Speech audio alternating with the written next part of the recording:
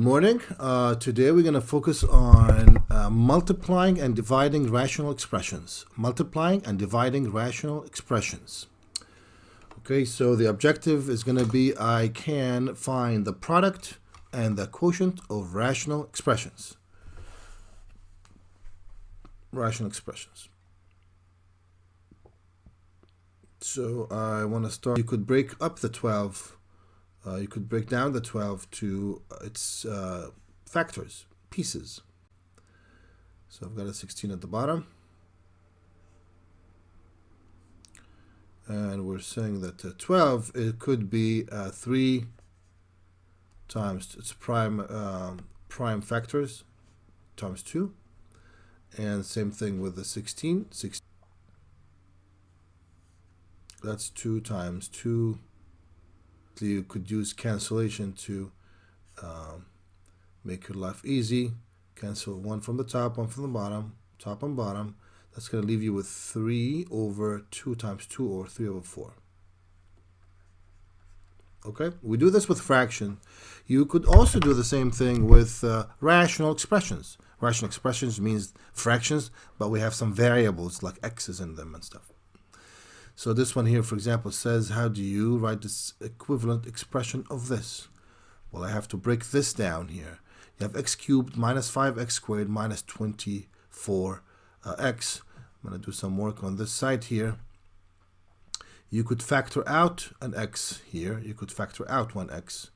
So I'm going to basically take this and say this is going to be equal to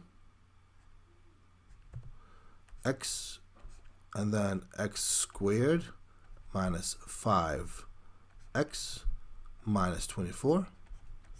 That is divided by, again, I'm going to factor out the x because that's common between all these terms. I'm going to factor out the x squared plus x minus 72. And if you get to this point, you know that you have two things that could cancel. These x's are going to cancel, meaning that you'll be left with 2 quadratics that you need to factor to find the parentheses, the factors, and then cancel them out.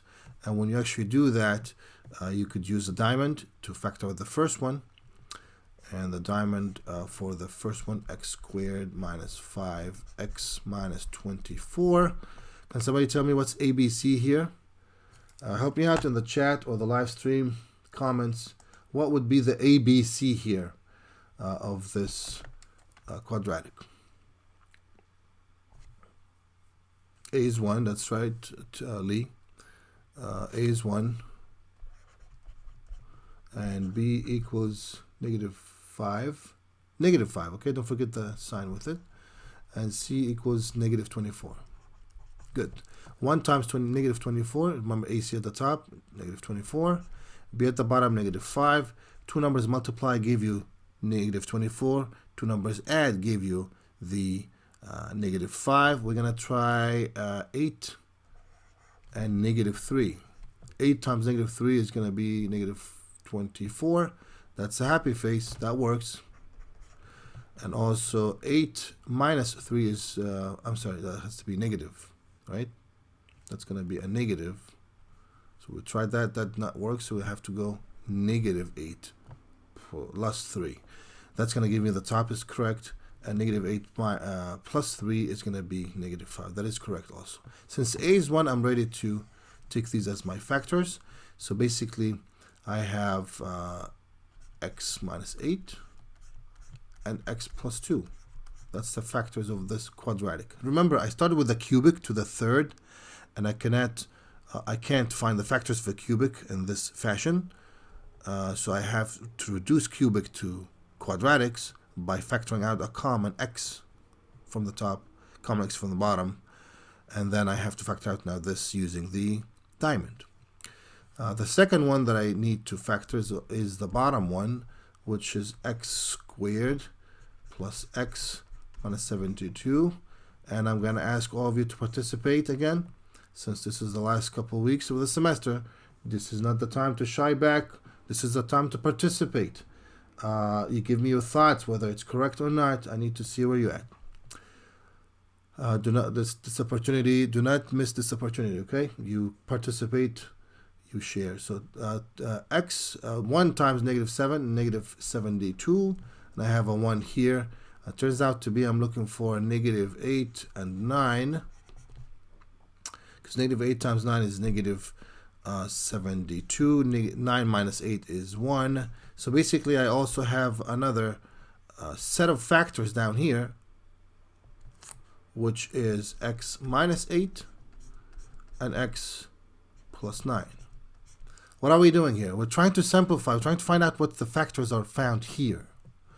So now I know what's inside this. That's the two factors here. And I know what's inside this bottom here, the denominator. I know this.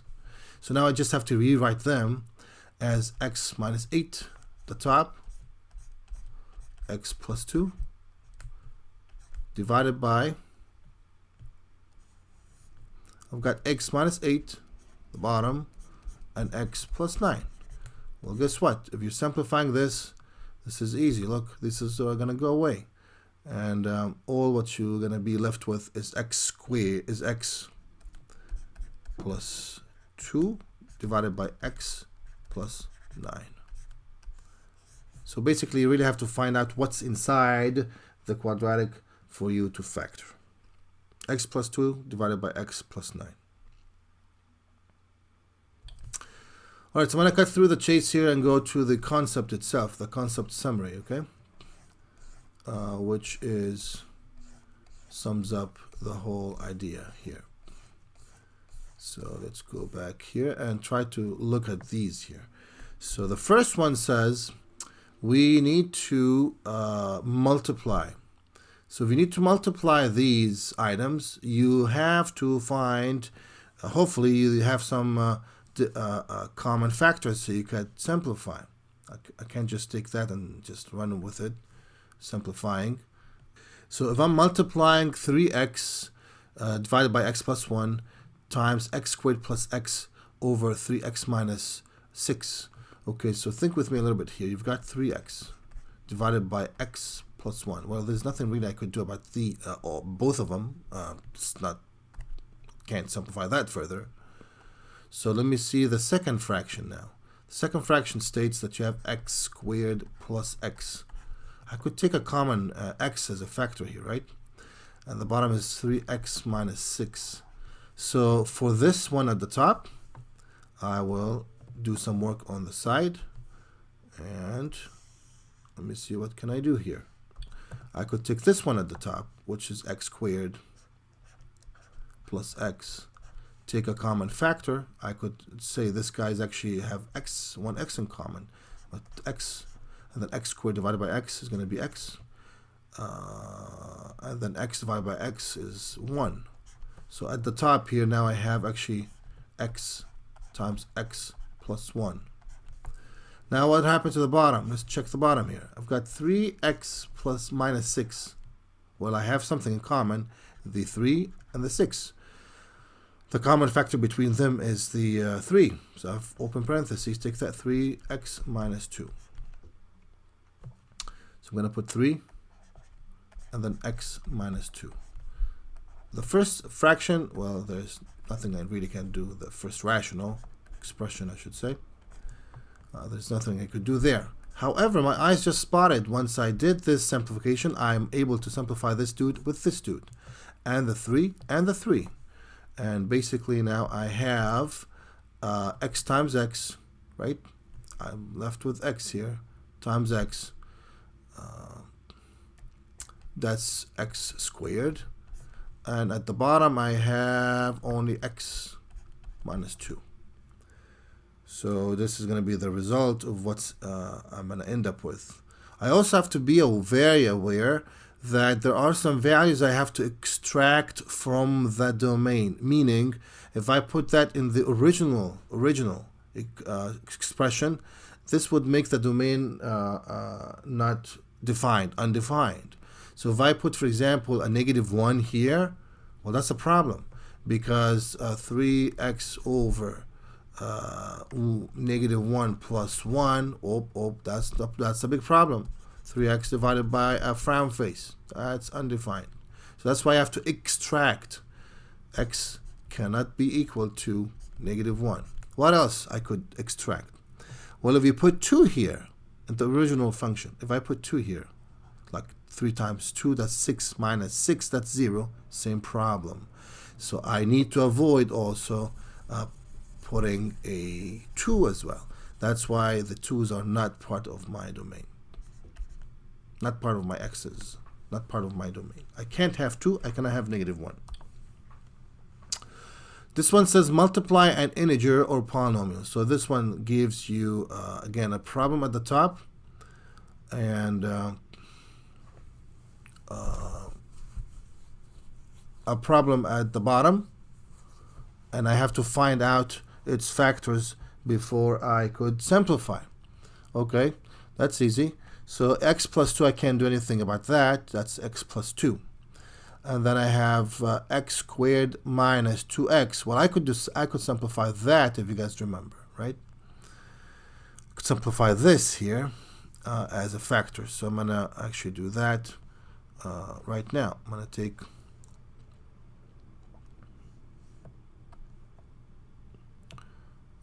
take this and simplify it.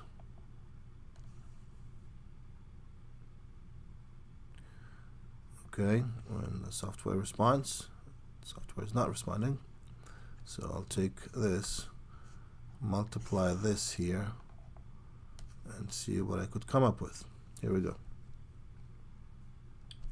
So this one says I have x plus 2, x plus 2 divided by x squared minus 4 times x squared minus 2x. By the way, if you have just a expression like this one, you could actually make it a fraction. Just divide that by 1. So x plus 2, I can't do anything about. That's very simplified. There's nothing I could do about that one. What I could do is maybe play with this x squared minus 2x. Remember, you could take a common factor as x, right? So it's going to be x, open parentheses, x minus 2. That's the one that's going to replace this dude here. The other guy's going to replace this dude is x squared minus 4. We talked about this one in the difference of squares, square minus something being square, which will give you x minus 2, x plus 2. So I'm going to replace these guys with what I have. Now I've got x plus 2 divided by this guy here when I'm sorry, this guy down here, x plus 2 and x minus 2.